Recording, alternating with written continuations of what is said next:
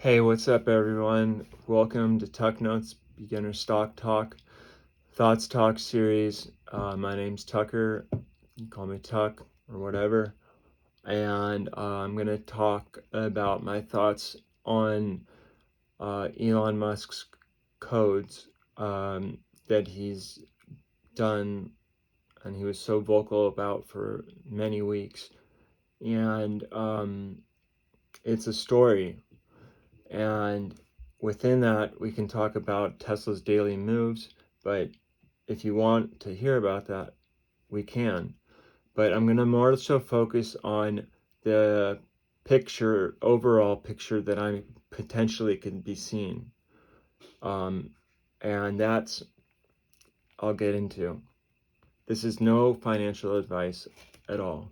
I'm just here to express my thoughts and share them with you, and maybe you think or see something similar, or maybe you think I'm crazy. I don't care, but it's cool. Uh, so Tesla daily, the whole week, it's been basically making $20 moves, or wiggling $10 to $20, 15. Very low percentage, under probably 1%. And that means it's kind of consolidating. So we went from a time where we had a bigger, broader span of, money moving from, here to there to here to there. And now it's kind of, coming in, and it's going to go and do up or down or to the side. And no one knows what's going to happen. But for the coming up, we'll do my interpretations of what could be perceived. I don't have the time frames, but I can see these numbers playing out. Possibly, Tesla going to $650. Tesla testing 446, 443. It going down to 620. Tesla going to 597. Tesla going to 516. That might be a time that you could make some money between those if you day traded. But there is going to be a point. There is not. I don't know what there is, but Tesla's kind of like,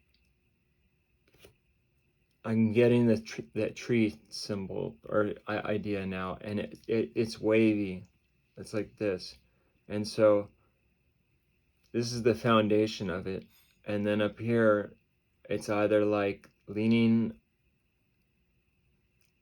like it's going to go down, or it's going to go up, but it's not pulling hard enough because it's the whole, however they did the code for this, the graphs we look at, it's so manipulated that it's making the smallest moves to make you think and wait, you know, to really learn how to be basically a long-term holder. Because in these bear markets, there are times where you can make lots of money, but if you're not there on that moment, it'll go away in a heartbeat. And that's solely due to market cycle. It's solely due to the market cycle, and obviously some exterior factors, but a lot of it I really feel is on the market cycle. I'm going off topic right now, but it's very important, and you can learn a lot about the market cycle by going to Richard Wyckoff.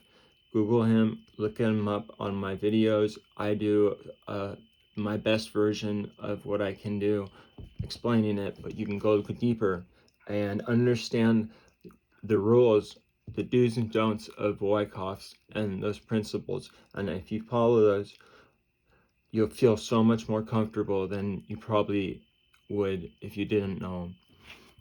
Now, with Tesla stock, I see a lightning bolt. We talk about this inflation going on, and inflation, and we have our you know, everything is becoming so expensive. It's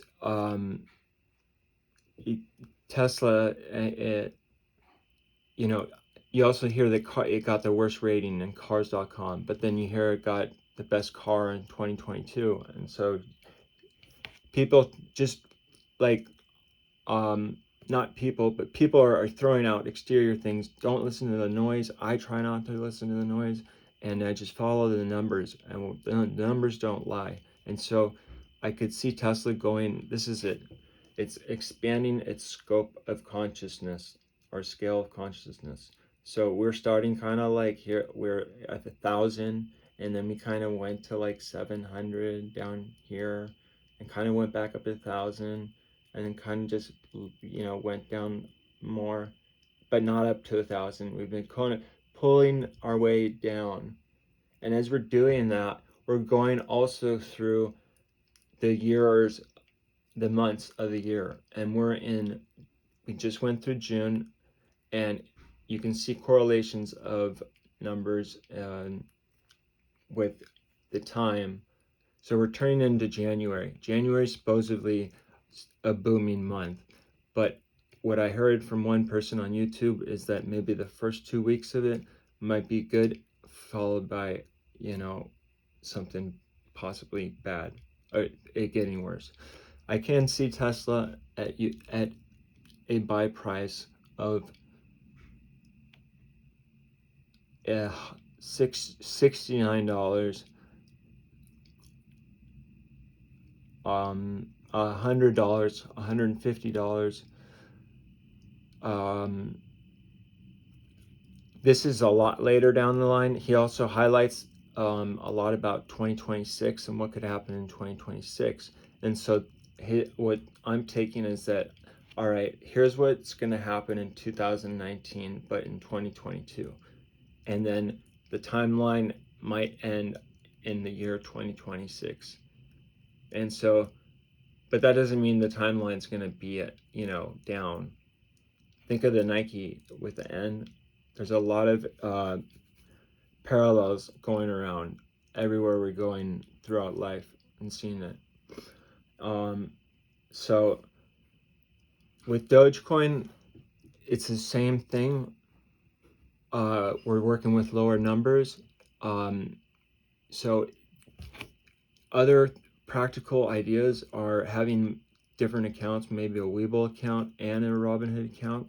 You can be able to do different trading and still feel good that you're doing it at the right time. With Doge, it's at 60.066 or something like that, and it was up at 7, and I thought, you know, it would go to 7 by July 1st, but it didn't. And so it kind of like with June, it went from basically, you know, to 6.6, it went up to 7 probably a week ago or so. I don't know specifically because I'm not looking at a graph, but